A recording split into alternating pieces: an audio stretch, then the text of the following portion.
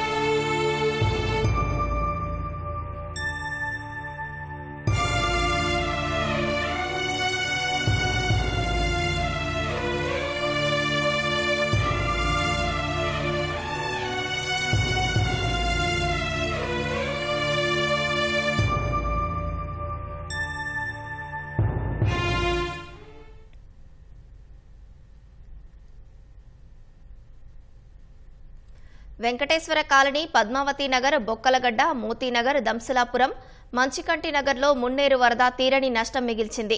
వరద మిగిల్చిన నష్టానికి కట్టుబట్టలతో మిగిలామని తల్లడిల్లిపోతున్నారు. గ్యాస్ సిలిండర్లు, మంచాలు, వస్తువులు వర్షార్పణం అయ్యాయని ఆవేదన చెందుతున్నారు.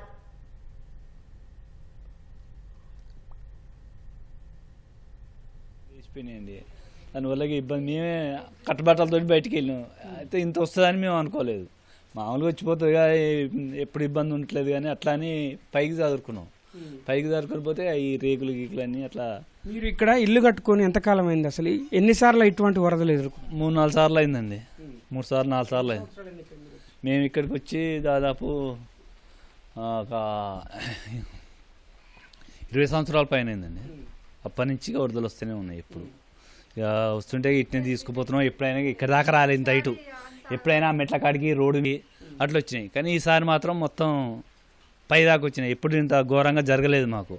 అట్లా అని మేము వదిలిపెట్టిపోయినాం. కానీ లేకపోతే చదువుకొని పోయేటోళ్ళం. ఎప్పుడైనా ఇంట్లో ఉంటాయి కదా ఇవన్నీ ఎక్కడ చదవకపోతామని అట్లా ఉంచి వెళ్ళిపోయినాం పైకి చదువుకొని.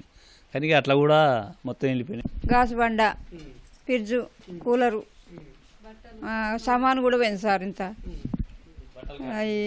ఈ పిల్ల పట్టీలు 20 తులాల పట్టీలు పోయినాయి. 20,000 పోయినాయి. అందులోనే మర్చిపోయినా. మీరు కూడా అట్లుండే అసలు ఇటు అటు కొల్ల అయింది. అట్లుంది పోయింది. ఆగమాగం అయింది సారు. ఏం పరిస్థితి ఎట్లా చేయాలి అసలు వండుకొని తింటానికి ఏం లేవు. కింట బియ్యం పోయినాయి. అలా సన్న బియ్యం, కింట సన్న లావు బియ్యం, కంట్రోల్ బియ్యం అవి పోయినాయి. ఇవి పోయినాయి. ఆగమాగం పోయినాయి. ఆయన కాలం దెబ్బ తాకింది. మేము వండుకోవటం లేదు. ఆడ అటో ఇటో పెడుతుంటే తింటున్నాం. అన్నం ఇన్నో అయ్యో పులిగూర బొల్లిగూర అదో ఏదో తింటూ ఓటర్ కూడా తెచ్చుకొని తింటున్నాం. పిల్లలు, చిన్న పిల్లలు ఏం చేయాలి? ఏం వండుకునే పరిస్థితి లేదు. ఆగమాగమంది అస్సలు. పిల్లలు ఆకలి అంటారు. ఏం లేదు. టీవీ పోయింది, గ్యాస్ బండ పోయింది, బట్టలు సామాన్లు పోయినాయి. అసలు ఏం లేవు. కొంత డబ్బు పోయింది. గోల్డ్ ఉందిలే కానీ డబ్బులు పోయినాయి. డబ్బులు ఒక 20,000 దాకా ఉంటాయి. అంతే. సామాన్లే డైలీ వేరే అన్నీ వెళ్ళిపోయినాయి. అసలు ఏం లేవు వాడుకునే మాయి. అవి వెళ్ళిపోయినాయి. మూటలు కట్టినాయి. అవి కొద్దిగా ఆగినాయి కానీ ఇవి రేకులు పోవడం వల్ల అన్నీ వెళ్ళిపోయినాయి సామాన్లు. మాదే ఘోరంగా ఉంది. డాబాలలో కొంచెం బెటర్గానే ఉన్నాయి కానీ మరి రేకులు కాబట్టికి సామాన్లు పోయినాయి. నిలబడడానికి కూడా ప్లేస్ లేదు. వర్షం ఒకటి ఉంది కదా, అసలు పిల్లలతో ఇబ్బంది ఉంది మాకు. ఉమెన్స్ కాలేజీలో ఉంటున్నాం. నాయబజార్కి వెళ్ళినాం ఫస్ట్.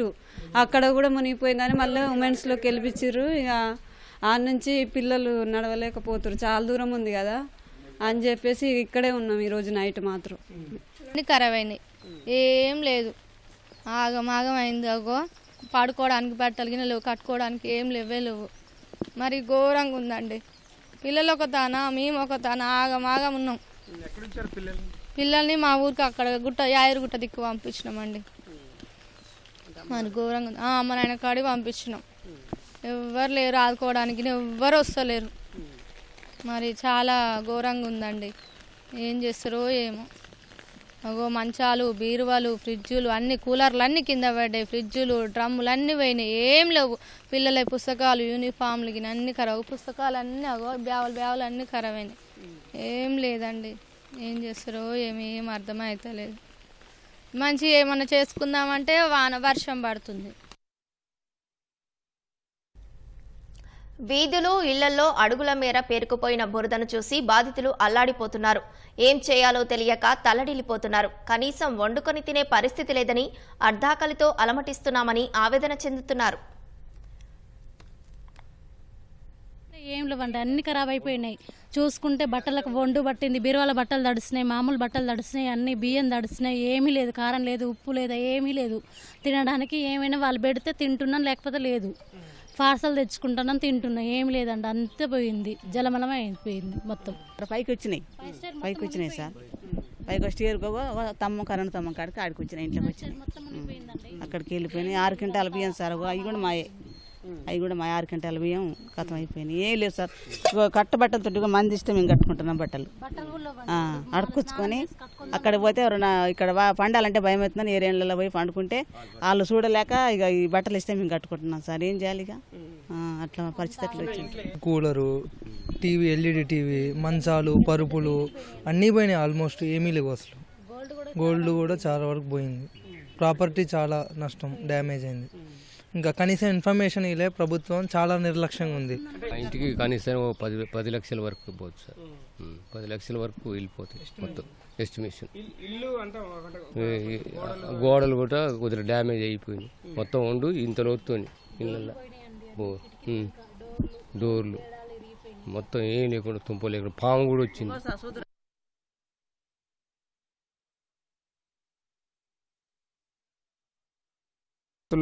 ఉన్నాయి. ఏ కాలనీ చూసినా కూడా ఇటువంటి పరిస్థితులే, ఇటువంటి దయనీయ గాథలే ఉన్నాయి. బాధితుల మున్నేరు మిగిల్చిన కన్నీటితో ఎలా బతకాలని ప్రభావిత ప్రాంత ప్రజలు కన్నీటి పర్యంతమవుతున్నారు.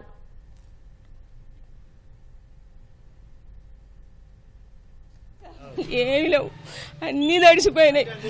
మమ్మల్ని ఎవరు చూసిన వాళ్ళు లేరు.